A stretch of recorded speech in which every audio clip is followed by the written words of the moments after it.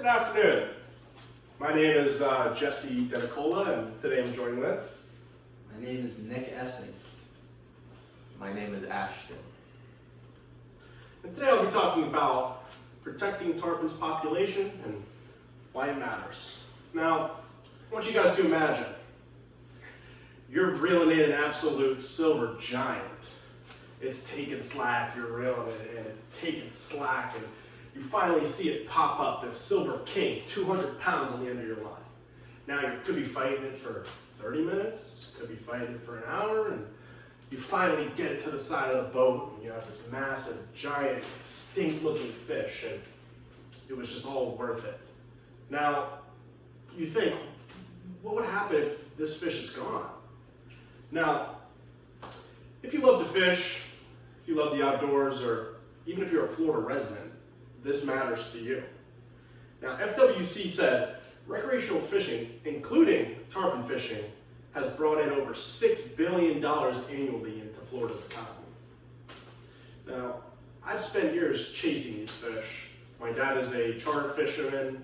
I've mated him with him a couple years.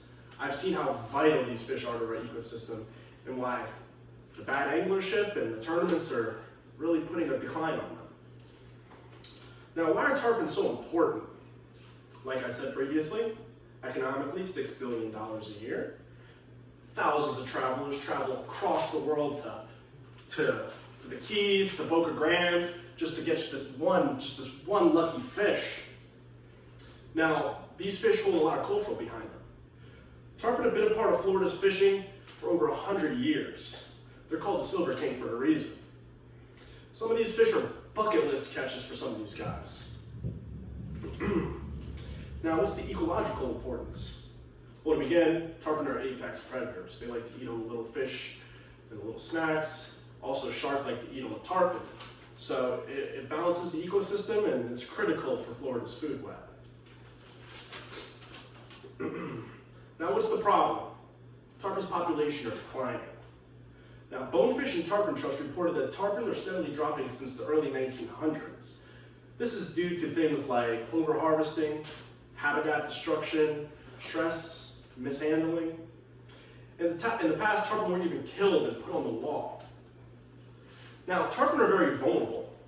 Tarpon are slow-growing, long-living fish. Some of them live 50 to 60 years. And if a population like that crashes, it will take a long, long time to recover. They're also very sensitive to environment changes like mangrove shifts, dredging. Now, they're not extinct yet, but they could become endangered. Now, what causes the decline? Well, to begin, tournaments. Tournaments are the #1 reason why tarpon are declining. That and mishandling of the fish.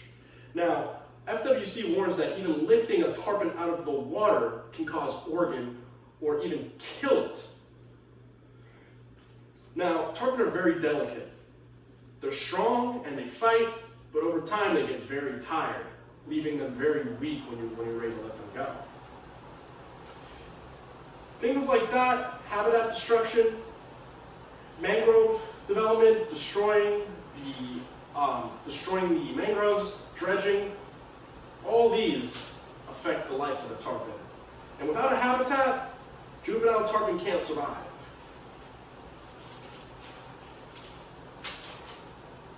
Now, here's a good way and a simple fix to help keep tarpon in population.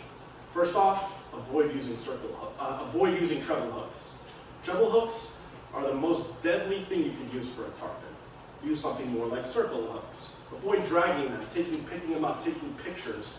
Keep them in the water at all times. Now, you can also improve the tournament rules. SaveTheTarpon.com recommends virtual weigh-ins and measuring them in the water without taking them out. Support habitat restoration. The NOAA, or known as NOAA, says restoring mangroves and protecting estuaries can increase the population by 50%. It also helps to support, it's also good to help support conservation groups and donate. Now, in conclusion, tarpon are very important, but the population is steadily dropping. With the mishandling and the improper hooks, they could really go. Now, if we all come together and take care of our waters and take care of our ecosystem, we can make a stand. And thank you guys.